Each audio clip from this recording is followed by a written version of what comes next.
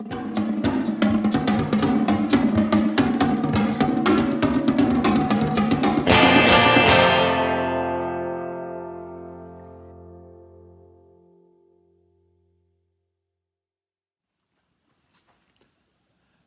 today I want to help you out with Module 60, and you can start by turning to your textbook on page 626. That way you can follow along, you can keep up with the names. I'll scroll them on the board and everything here too, but just to be on the safe side, there are pictures and things like that. So Module 60 has to do with intelligence, and I want to talk about two big debates today that guide this understanding of intelligence. The first is the big question: is intelligence one thing or is it many things? And for this first battle, we have a battle between Charles Spearman and L.L. Thurstone. So, Spearman basically believed that intelligence is one thing. You guys might remember that concept of factor analysis. It's where you gather a lot of information and then you start looking for correlations between traits. And what Spearman did was, as he was looking at all these different things that people excel in, he found that there was a correlation between verbal intelligence, spatial ability, logical, mathematical reasoning, and basically all of these sorts of traits. And since logic and math and verbal intelligence and spatial ability all had this very strong positive correlation, he basically said that this positive correlation itself is what intelligence is. And he called this general intelligence, and we normally call this G. Okay, now this is a huge concept. Throughout almost every standardized intelligence test that you take, what they're measuring is G. When we tend to talk about if a person is smart or dumb, we're generally talking about G, right? We've taken for granted for a very, very long time that G is this real indicator of what intelligence is. It's just our common sense understanding of what intelligence is. But again, we can think about this in terms of verbal intelligence, spatial ability, logical and mathematical reasoning. Those are the three big things. Okay, now, way back when Charles Spearman was coming up with this vision, he had a contemporary who said, no, intelligence is many things. And this guy was named L.L. Thurstone. And L.L. Thurstone basically ran people through these like 56 different tests trying to figure out what intelligence actually is, and as he started doing factor analysis on these 56 different tests, what he found was that there are 7 things that make intelligence, 7 different clusters of intelligence, or what he called primary mental abilities. So what does this mean? Basically, we have word fluency, we have verbal comprehension, spatial ability, perceptual speed, numerical ability, inductive reasoning, and memory. So for him, these are 7 different traits of intelligence. And the big question is, who won? Do we tend to think about intelligence as one thing, or do we tend to take it as 7 things? For this early round of intelligence, I'm going to give it to Spearman, and this is for 2 reasons. One is that if you take those 7 categories and you run them through factor analysis, guess what? They all positively correlate for the most part. So even though he did factor analysis to find that these 7 different traits are the defining things, basically, if you're pretty solid in language skills, you're also going to be pretty solid in your logic skills, right? And if you have a solid vocabulary and you are a fluent speaker, you're probably also going to solve problems quickly, right? So Thurstone didn't exactly come up with evidence that denied the existence of G, a general intelligence. And the other is still this issue that when we think about intelligence today, we generally think if people are smart or they're dumb, right? We generally don't think in terms of like a bunch of different categories of intelligence. until recently. So if we're going to go to round two now, what we generally find is that we've got this battle between the people who still buy into G, right, general intelligence, and all these different visions of multiple intelligences. If you think about this concept of G, it is fraught with problems. For instance, one of the big challenges is, do you know people who are brilliant but don't necessarily do particularly well in school? Think about this idea. What if we, instead of saying that, your math and reasoning abilities were and your language abilities, what if these, instead of we're defining your SAT scores or your ACT scores, what if we also said all AP students, everyone who's college bound, they have to take shop class, right? They have to take auto shop.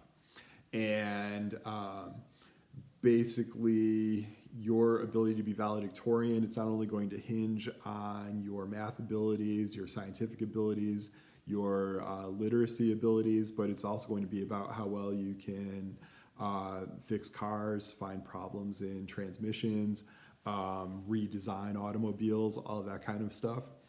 Suddenly, I think that the table would turn, right? I think we'd have issues where people who have very physical knowledge, right, who are very good with hands-on learning, suddenly they would be elevated by the academic system, and people who traditionally get to claim that they're intelligent would find themselves very challenged, right?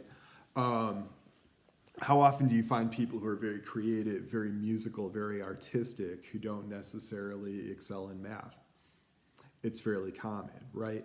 How often do you find people who are great counselors, who are great listeners, who have just this wisdom about how to get along with each other and live life well, but don't necessarily score that well on their ACT math section, right? I'd say fairly commonly. So maybe part of the issue is that we've been looking too narrowly at what intelligence is, and we have a bunch of psychologists who basically are all about trying to figure out these different forms of intelligence that we have been discounting over time, not giving enough status. So let's look at them. Okay, so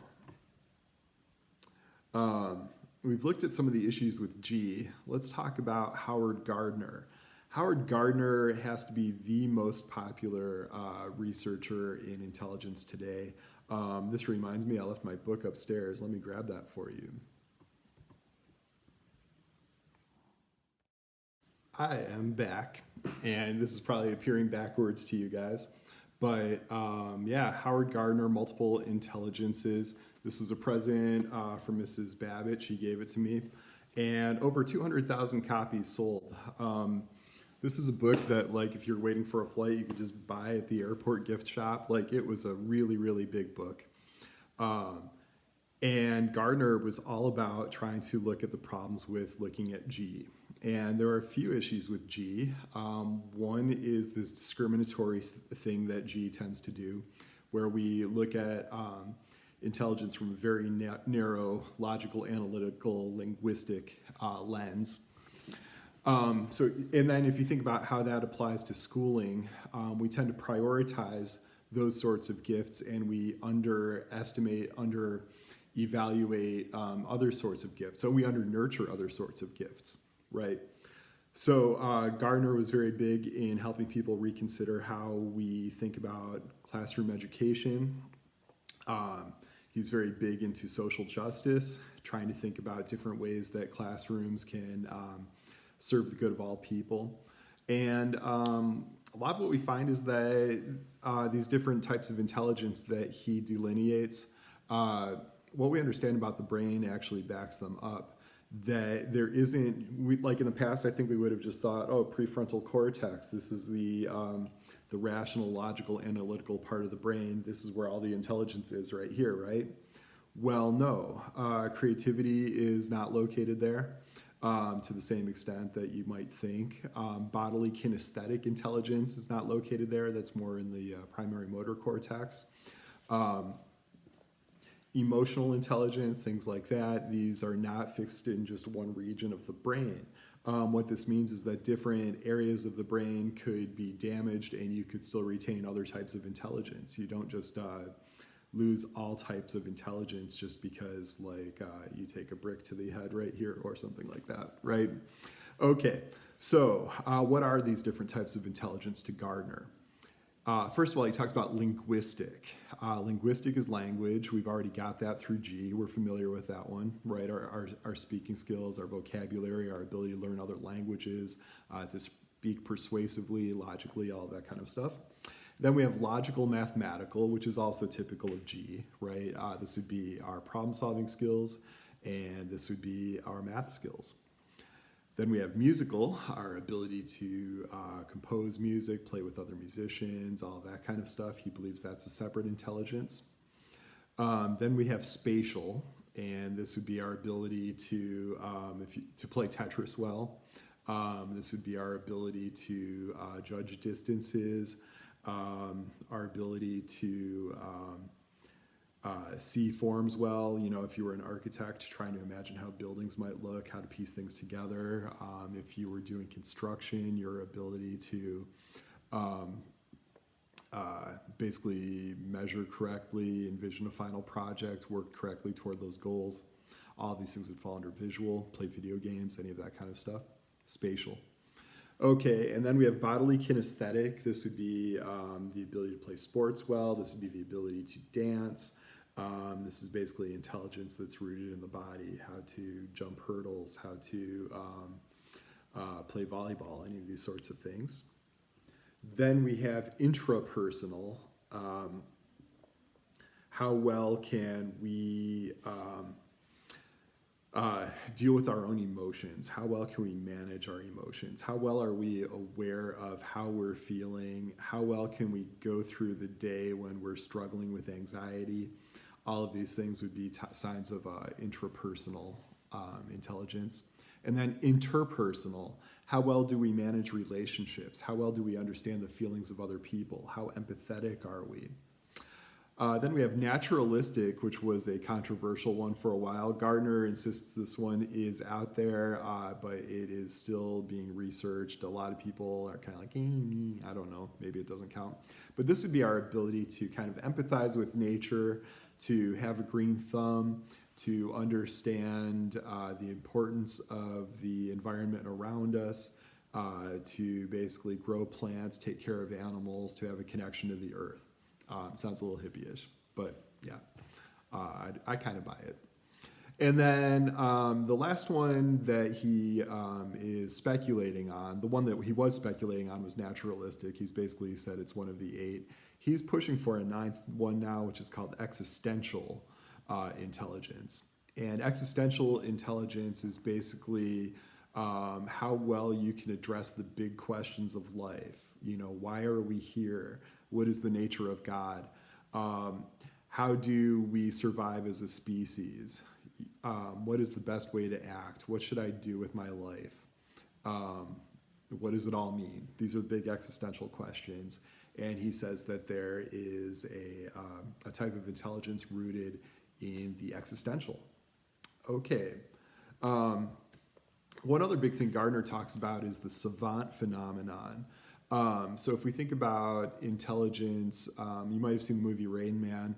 There are people who have lower than average intelligence in many facets of their lives, but then might be mathematical geniuses, or they might be able to compose amazing music, or they might have this unbelievable ability to dance or something like that.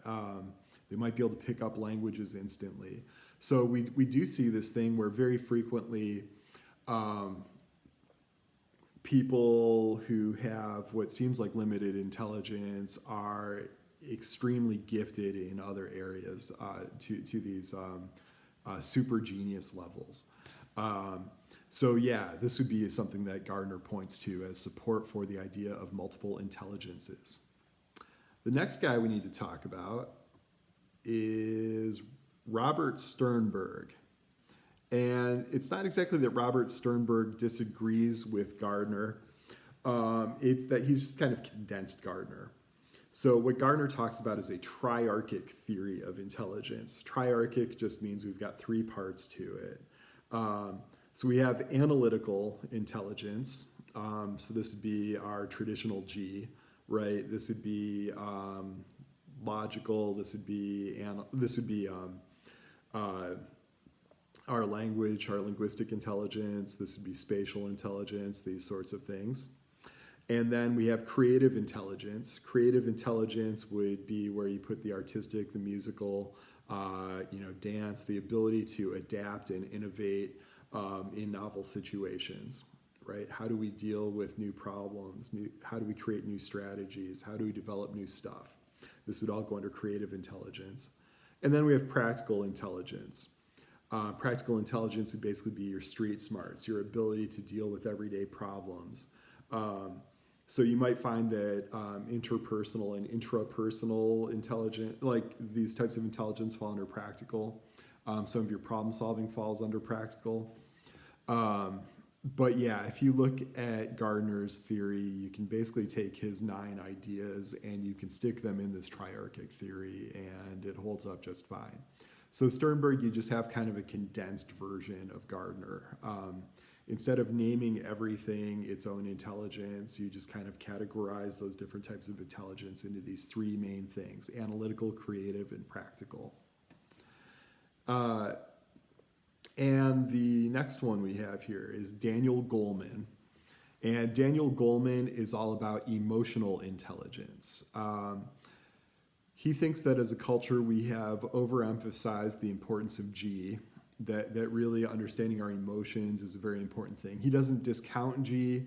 It's not that he discounts Gardner or Sternberg. In fact, they both kind of talk about this idea. You can figure out where emotional intelligence would fit in their scales. It's just that Goleman has devoted his life to understanding emotional intelligence, kind of as a way of getting people to think about emotional intelligence the same way that for 100 years we've thought about G, right? It's a way of seeing intelligence differently by really focusing on the value of emotions. So there are 5 aspects to emotional intelligence. One would be knowing your own emotions, right? Knowing one's own emotions. Am I aware of how I'm feeling? Do I actually know what's going on in my head? And then the next one would be managing one's emotions. So if we think about the big 5, this might be where you deal with your neuroticism score. When I'm feeling anxious, do I know how to deal with it? When I'm feeling angry, can I still be kind to other people? When I have a crisis, am I going to fall apart and just go to bed? Or am I going to have the grit and the determination to face my problems and start developing strategies, right? We have using emotions to motivate yourself, right? We can, when I'm feeling frightened, can I turn that into resolve? When I'm feeling anger, can I turn that into a drive? When I feel injustice, can I make that something that I can use to try to solve problems? When I'm feeling happy, can I take that energy and use it for good or for the service of other people? So how well can I use my emotions to motivate myself instead of using my emotions to just be overwhelmed and kind of withdraw? And then another big one would be recognizing the emotions of other people. How well can I look at other people and understand how they're feeling? How well can I listen to people and understand where they're coming from? Can I look at people's facial expressions and understand how they're doing? How good of a listener am I? These sorts of things. And then finally, managing relationships. How well can I keep my friendships going? How well can I bridge gaps between strangers or people that I struggle with? How well can I be devoted to my spouse or to my other loved ones, my family members, my friends? All of these sorts of things would fall under emotional intelligence. And if you look at what Goleman's talking about, these are 5 really, really, really important things for everyday life. And they have been excluded completely from G, right? We've never thought about them as part of G. So it makes sense that Goleman would devote his life to pushing this idea of studying and analyzing and improving emotional intelligence. So in this battle royale of multiple intelligence thinkers, who actually wins? I think they all win and they all lose. I think that they lose in the sense that most people just think in terms of G still. They still think in terms of smart and dumb, even though they have plenty of evidence to recognize that there is far more to intelligence than just how you do in school. We have found that people who score really high for G, valedictorians and salutatorians, they tend to become good employees, but they don't tend to be the entrepreneurs and the world changers that people who maybe score higher in creative intelligence or emotional intelligence tend to be. And I'm not ripping on anyone who has a high GPA. We're just kind of looking at stats here. That maybe there should be some value to looking at these other types of intelligence. They all win because they've done a pretty good job at shifting the way that we think about education. You've probably noticed that a lot of your teachers, even though we still have a strong bias toward G, that we try to reach people on a bunch of different levels. We try to embrace creativity a little bit more than teachers did 30 years ago. We tend to do a little bit more movement-oriented exercise. I don't know that I necessarily do that. Well, yeah, interpretive dance. Remember our neuron dance? The neurons firing. We did it. Kinesthetic learning. Woohoo. We think about differentiation a lot more in the classroom. How can we tailor whatever we're doing to the individual abilities and gifts of every student? So these would be big things. That's a major shift. I think Gardner wins for being the most famous. I think he's done the most to change people's perceptions, mainly because he was a best-selling author. Sternberg, I like Sternberg just because keeping track of 9 intelligences is kind of a big deal. One problem we have with Gardner possibly is he actually describing intelligences or is he just describing talents, right? Maybe it makes sense to package them a little bit more and then to say that there are these gifts within these categories rather than to say that every gift a person has is a type of intelligence. That's a profound question we've got to challenge or examine. And then Goleman, I like his single-mindedness. I like this idea of let's just look at emotional intelligence. Let's just value it for what it is. Let's treat it as another type of G, right? Maybe call it an E, right? We've got our G score, we've got our E score. I'm making that up. He can steal it from me if he wants to. But yeah, emotional intelligence. What if we thought about intelligence differently? What if we focused on emotional intelligence the way that we've thought about G in the past? G seems to be about ranking everybody. It fits into, I think, maybe a model of social Darwinism where we're all competing against each other for the top prizes in school and at work. E seems to be more about how well can we actually live together? How well can we live with each other? Wow, hippie stuff. But yeah, Catholic stuff too. Okay, so I appreciate your watching this video. Please check out the Moodle page every day for updates. You can see there where we're going to host office hours through Zoom. If you want to talk in person, I'd love that. I miss you guys like crazy. And I'm hoping that we can communicate online. I'm trying to set that up as we speak. And I hope you are doing well. And thanks for joining me in the underground.